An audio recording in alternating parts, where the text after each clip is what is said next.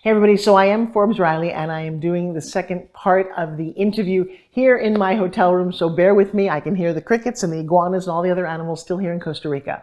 And so the question was, tell me a little bit about my journey. Wow.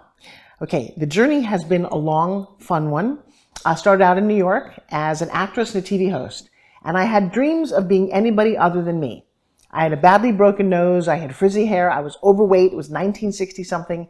My mom didn't really know how to cook, and she was also 260 pounds my whole life. I grew up being bullied, pushed into a corner, and said, "You're very smart, but you're kind of ugly and you're weird." And I was.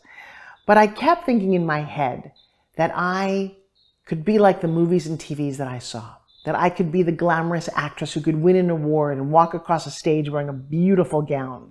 And I pretty much had that in my head. I also had another vision in my head of James Bond. And I wanted to be James Bond. I wanted to lead a very adventurous life. I didn't want to be a Bond girl. I wanted to be the lead of the movie, the action hero. And I'll tell you what, from scuba diving all over the world, working with Club Med, to skiing, creating my own stand-up comedy ski resort show, that then turned into me hosting the X Games, and a career that I think is even better than James Bond.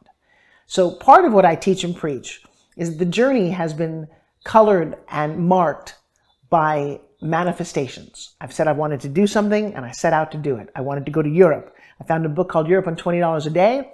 I said to my mom, I want to go. And she said, why? I said, well, because I want to see the world. In all the movies, James Bond was in Monaco and the Eiffel Tower and Russia. And I said, I'm going to all of those places. And so I found a book called Europe on $20 a Day.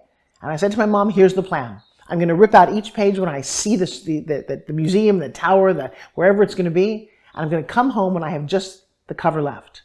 And 6 months later, I did. I didn't see everything, but I saw a lot of it. In fact, I forged my Eurail pass. I had no money back then.